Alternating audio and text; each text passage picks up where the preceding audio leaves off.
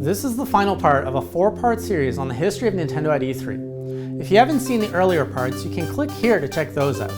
Now, however, we look at Nintendo's tumultuous recent history with the Wii U as they march towards a still unknown future.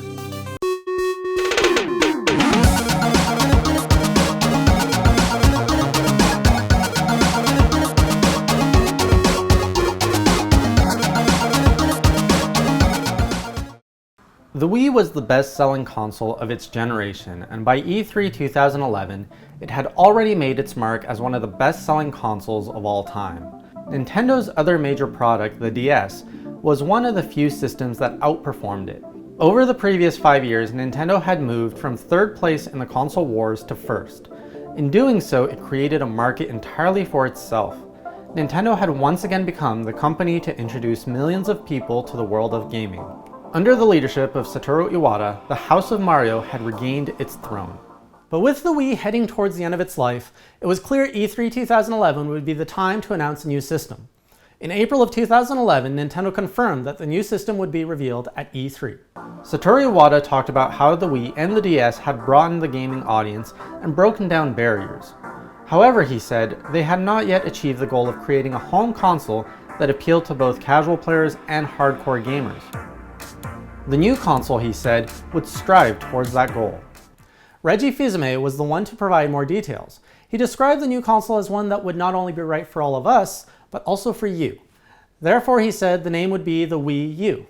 The audience reaction to the name was understandably tepid, and the 5 intervening years haven't yet made that name sound any better. But when the controller was shown, the crowd was impressed. The new controller looked like a handheld system by itself, complete with a 6.2-inch touchscreen in the center. It had everything: a camera, a microphone, speakers, accelerometers, gyroscopes. The fact that it could be used to play games while the TV was otherwise in use was brilliant, and its ability to aim on an independent screen and use the internal motion detection to play games in a multitude of ways was a step up from the Wii's motion controls. More importantly for hardcore gamers, it looked like a controller on which real games could be played. The system wasn't ready yet, Nintendo said, but it would launch in 2012. The big new game announcement for the Wii U was the new Super Smash Bros. For Wii U. As soon as it was mentioned, the audience erupted in cheers. Nintendo announced that it would be developed for both the 3DS and the Wii U, and that they would work together, though it hadn't even begun production yet.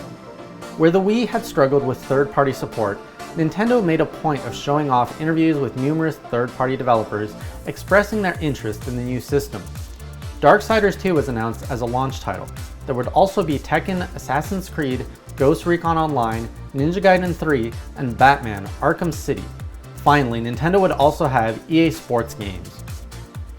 The Wii U would be coming in 2012, but for 2011, there were also a number of new games. Up first was The Legend of Zelda Skyward Sword, which was closer to release and playable on the show floor. There were also a number of announcements relating to the 25th anniversary of The Legend of Zelda, including a remastering of Link's Awakening for the Game Boy. The new 3DS lineup was also big. There was Mario Kart, Super Mario 3D, Luigi's Mansion 2, Pokédex 3D, and a Star Fox 64 remake in Real 3D. Kid Icarus Uprising was back, and it was announced it would have multiplayer. By most accounts, E3 2011 was truly a great one for Nintendo. The Wii U at that moment looked fantastic. Nintendo appeared to finally be catering to hardcore gamers while maintaining their unique, casual gameplay experiences.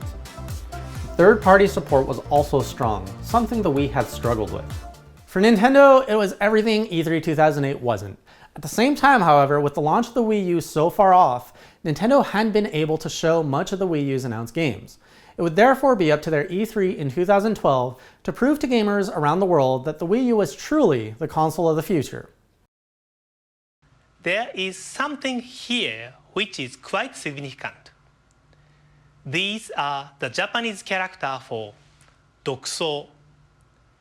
This is a term which has guided Nintendo since the early days of the company when Mr. Hiroshi Yamauchi was president.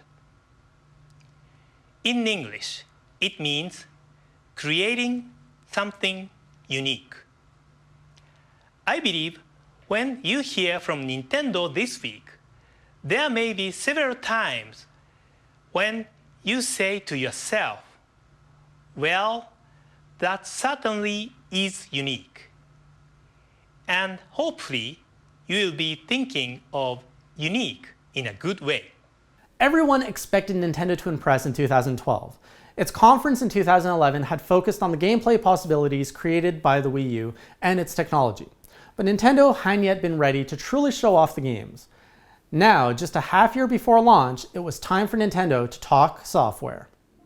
Nintendo had begun a new form of online press conference between E3 2011 and E3 2012 called the Nintendo Direct. Some of these had shown off new Wii U social functions like the Miiverse, but the real meat, the games, were saved for E3. With Nintendo at the peak of its success, hype for Nintendo's E3 show was huge. Nintendo was partly to blame for this. President Satoru Iwata had repeatedly indicated E3 would be the place where the games would finally be seen and the Wii U would properly be introduced. And as expected, Nintendo's pre-show press conference was all about Wii U games. Shigeru Miyamoto came out first and reintroduced the audience to the Wii U controller. He explained that they wanted to make home consoles less reliant on the centrality of the TV, and to therefore make the controller screen the first one gamers went to in the living room. Miyamoto also introduced Pikmin 3, which looked very graphically impressive on the new console. Then there was New Super Mario Bros. U, a solid Mario platformer that would be one of the Wii U's best launch titles. Afterwards, Nintendo moved quickly to third-party titles. Batman Arkham City was back with a new version called Armored Edition. While the game was already out for other platforms, the new version would have design elements that made use of the Wii U's unique motion controls. Scribblenauts Unlimited was next, taking the franchise to the next level with the ability for players to create their own new objects and share them with friends. Darksiders 2 was on hand once more, and Mass Effect 3 was announced as coming to the Wii U, despite already having launched on other systems. Tekken Tag Tournament 2 would also be a Wii U title, as would Ninja Gaiden 3. And then there was Zombie U, Ubisoft's new survival horror game exclusively for the Wii U. Ubisoft also had one other exciting game to show off, and that was Rayman Legends. The game would prove to be one of the best platformers on the Wii U for some time. Nintendo also hadn't abandoned its casual fans. After more than 43 million sales, a new game in the Wii Fit franchise was shown off, unsurprisingly called Wii Fit U. There was also a karaoke game called Sing Party that would be another launch title. The 3DS had its own event, where Nintendo talked about Luigi's Mansion Dark Moon, New Super Mario Bros. 2, and Lego City Undercover. The 3DS also had some new third-party titles, including Disney Epic Mickey Power of Illusions, Kingdom Hearts 3D Dream Drop Distance, and Castlevania Lords of Shadow Mirror of Fate. Across multiple events, Nintendo spent over 4 hours in total presenting new games and the Wii U. The company clearly thought it had a lot to say, but as it turned out, the media wasn't impressed. The huge hype worked against the company, and instead of looking at what Nintendo did have to offer, the focus became on what they didn't. And there was a lot that Nintendo didn't have. First, there was no new Zelda, no Metroid, no Star Fox, and no new 3D Mario. The major first-party franchises weren't there. Then there were the third-party titles. While Ubisoft certainly was supporting the Wii U, other companies weren't. Where was Grand Theft Auto 5, Tomb Raider, or BioShock Infinite? Even Ubisoft's own major title, Watch Dogs, hadn't yet been announced for the Wii U. The media and fans had come to expect more from Nintendo. The Wii had proved masterful in bringing in new casual players, but hardcore players had felt left out. Now, the expectation based on Nintendo's own rhetoric was that the Wii U would host hardcore titles, including the multi-platform ones. But on that front, the Wii U didn't deliver, and without major first-party franchises to bolster the launch, the incentive to pick up a Wii U at launch just wasn't there. Nintendo's big 2012 show proved to be a missed opportunity and was overshadowed by other games and other announcements. As it would turn out, Nintendo's missed opportunity would have major consequences for its future.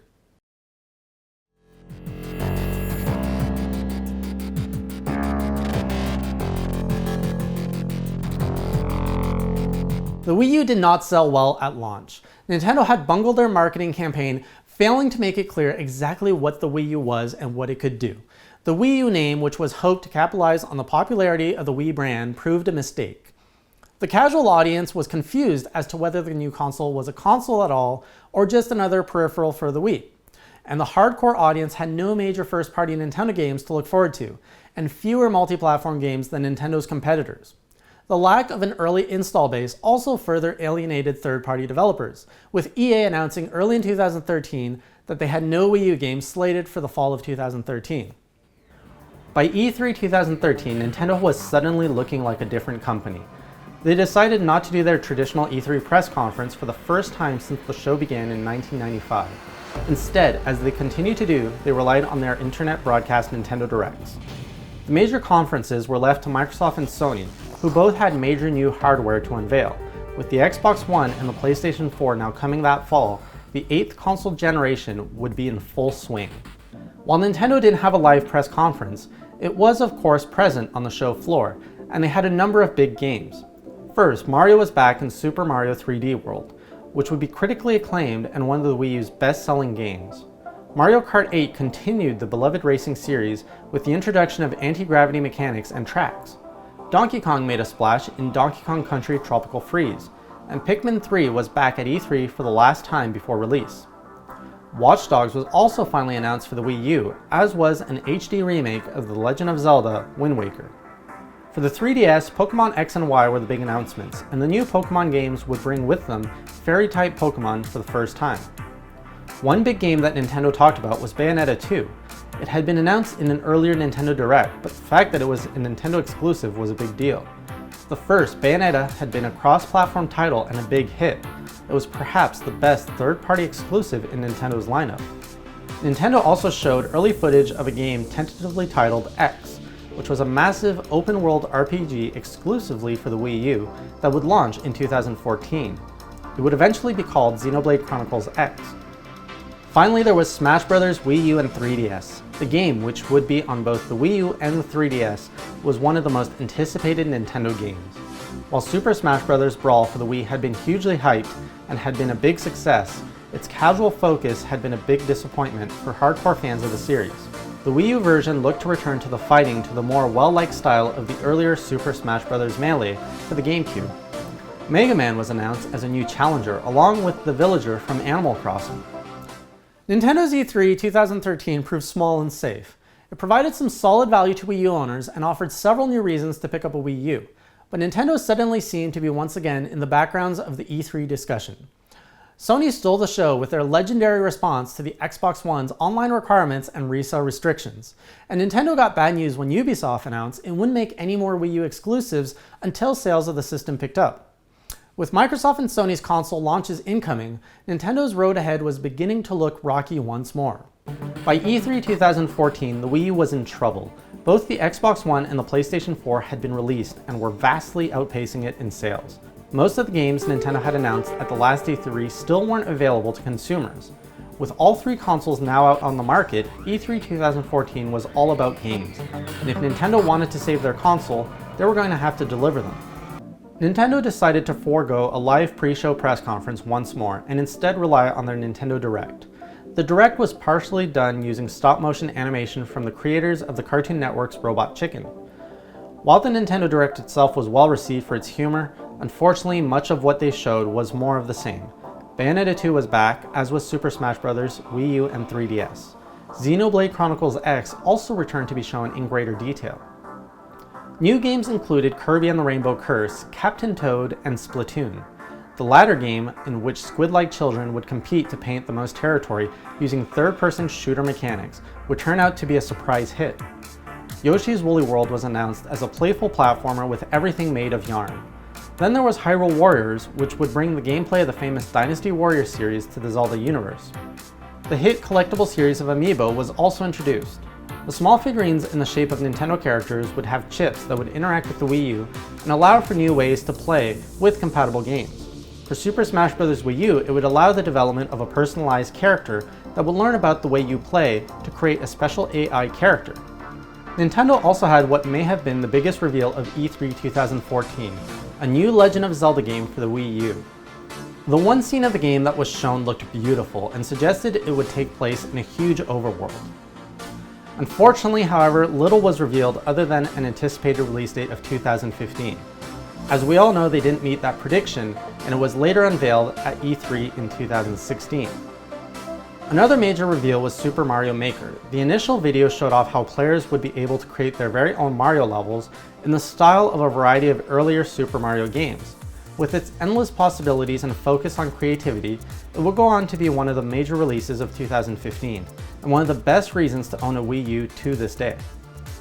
Finally, right at the end of the Nintendo Direct broadcast, a new Star Fox game was very briefly teased. As we know today, that game is Star Fox Zero.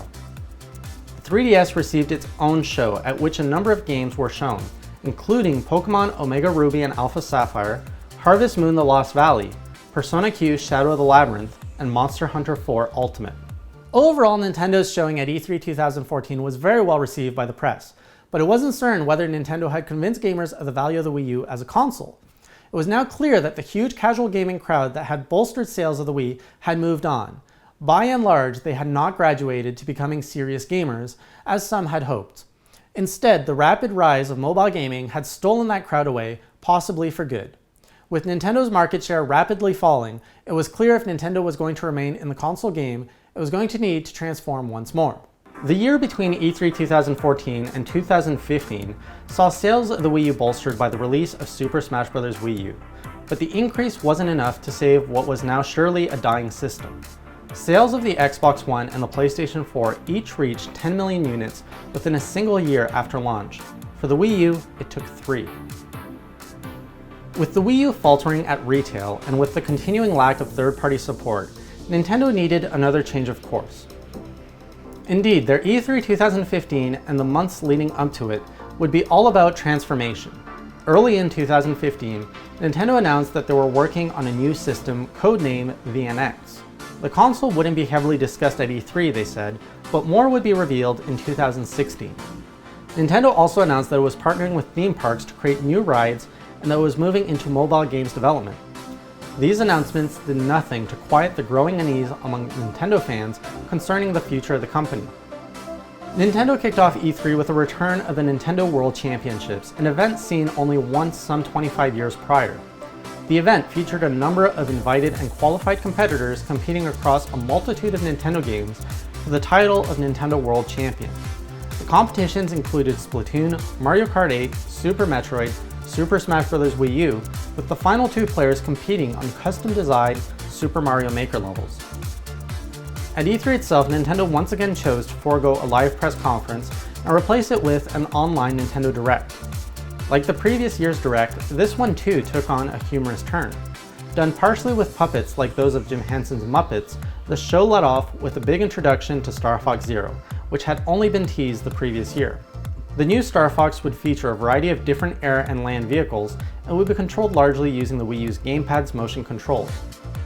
The game would be one of Nintendo's stars of the show, with long lines at Nintendo's booth to get one's hands on it. However, the game would also face a great deal of criticism for what appeared to be dated graphics and its forced use of the Wii U's gamepad motion controls. The other big star of the show was Super Mario Maker. While seen at the previous E3, it was now close to release and far more finalized. Big demonstrations of the game were made at Nintendo's booth in addition to the Nintendo World Championships. The game continued to look fantastic, and it would prove to be so when it launched later that year. For the 3DS, the big game was The Legend of Zelda Triforce Heroes. Up to 3 players could play together using local or online multiplayer to solve puzzles and complete the adventure. Yoshi's Woolly World was back in a more final form, as was Xenoblade Chronicles X. Other games included Skylanders Superchargers, Hyrule Warriors Legends, and Animal Crossing Amiibo Festival. The tactical RPG Fire Emblem Fates was also on hand for the 3DS, as were Metroid Prime Federation Force and Mario & Luigi Paper Jam. Nintendo's E3 2015 proved underwhelming to fans. Nintendo had few new games to announce, and some that they showed were heavily criticized. Worse for fans, the next Legend of Zelda game, the one game that could truly save Nintendo's E3, was a no-show. Only Super Mario Maker truly stood out as a surefire hit for the Wii U, but press and fans had already seen it at the last E3. Nintendo's entire E3 was therefore overshadowed by the clear indications that the Wii U was about to be replaced by the NX. Nintendo's silence on the next console and the lack of any discussion of Zelda only fueled speculation that the NX would launch in 2016 with the new Zelda as a launch title. While Super Mario Maker would go on to great critical success, it could not save the Wii U by itself. By the end of E3 2015, Nintendo's future was beginning to look highly uncertain.